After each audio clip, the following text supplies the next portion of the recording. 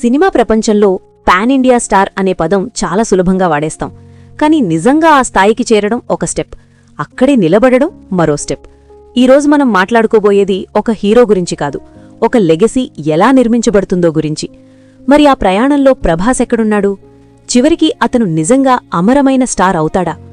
ఒకప్పుడు ప్రభాస్ అంటే తెలుగులో మంచి ఫ్యాన్ బేస్ ఉన్న స్టార్ హీరో, మంచి హిట్స్, మంచి మార్కెట్, అంతే. కానీ ఒక సినిమా వచ్చి అన్నీ మార్చేసింది.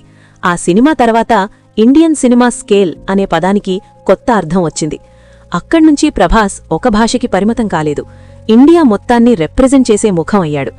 అక్కడ్నుంచే అసలు ప్రెజర్ మొదలైంది. ప్రభాస్ సినిమా అనౌన్స్ అయిందంటే ప్రజలడిగిన మొదటి ప్రశ్న, ఇది గత భారీ విజయాన్ని మించి ఉంటుందా? ఇదే ప్రతి స్టార్ ఎదుర్కొనే ఒత్తిడి. ఎందుకంటే పాన్ ఇండియా స్టార్ అనేది కేవలం భారీ ఓపెనింగ్స్ కాదు, ప్రతి ప్రాంతంలో కనెక్ట్ అవ్వాలి, గుర్తుండే ఇమేజ్ ఉండాలి. మనకు కొన్ని ఉదాహరణలున్నాయి.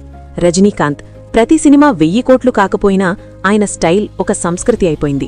షారుఖ్ ఖాన్ అన్ని సినిమాలు బ్లాక్ బస్టర్ కాకపోయినా ప్రపంచం భారత సినిమాని గుర్తుపెట్టుకునేలా చేశాడు. యష్ ఒకే క్యారెక్టర్తో ప్రపంచవ్యాప్తంగా గుర్తింపు తెచ్చుకున్నాడు. అంటే స్టార్డమ్ దొరకదు, సంపాదించాలి, మళ్లీ మళ్లీ నిరూపించాలి.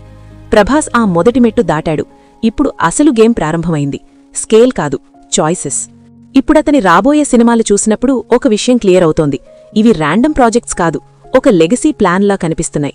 కొన్ని సినిమాలు అంచనాలు తీరకపోయినా పేరు మీదే భారీ ఓపెనింగ్స్ వచ్చాయి, అది స్టార్ పవర్. కానీ రాబోయేవి అసలు పరీక్ష.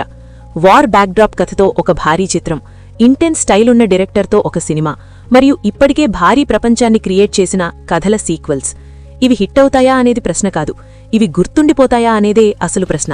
కానీ ఇక్కడే ఒక పెద్ద ఛాలెంజ్ ఉంది. పాన్ ఇండియా రిలీజ్ అంటే పాన్ ఇండియా కాంపిటీషన్. క్యాలెండర్ మొత్తం పెద్ద సినిమాలతో నిండిపోతుంది, క్లాషులు తప్పవు. దీంతోపాటు మరో ప్రెషర్, స్క్రిప్ట్ సెలెక్షన్. ప్రభాస్ కెరియర్లో ఒక ప్యాటర్న్ చాలామంది గమనించారు. భారీ సినిమాల మధ్య చిన్న లేదా ప్రయోగాత్మక సినిమాలు చేస్తాడు. కొన్నిసార్లవి పనిచేయవు, విమర్శలు వస్తాయి. కానీ అదే రిస్క్ తీసుకోకపోతే మార్పుండదు. ఈరోజు ఆడియన్స్ మారిపోయారు.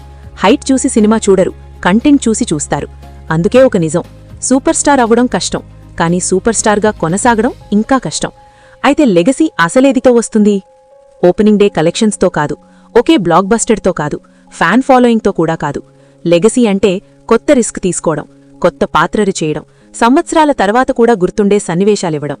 మనకు కొన్ని నటులు గుర్తుండిపోవడానికి కారణం వాళ్ల హిట్స్ కాదు, వాళ్ల ఎవల్యూషన్, తమని తాము కొత్తగా మళ్లీ పరిచయం చేసుకోవడం. ప్రభాస్ ఇప్పుడు అదే దశలో ఉన్నాడు. అతని భవిష్యత్తు ఫ్యాన్స్ చేతుల్లో లేదు, అతని నిర్ణయాల్లో ఉంది. రాబోయే సంవత్సరాల్లో వచ్చే సినిమాలు కేవలం బాక్సాఫీస్ నంబర్లు కాదు, అతన్ని చరిత్రలో ఎలా గుర్తుపెట్టుకోవాలో నిర్ణయించే అధ్యాయాలు. అయితే మీ అభిప్రాయం ఏమిటి? రాబోయే సినిమాల్లో ఏది అతని లెగసీని నిజంగా డిఫైన్ చేస్తుంది?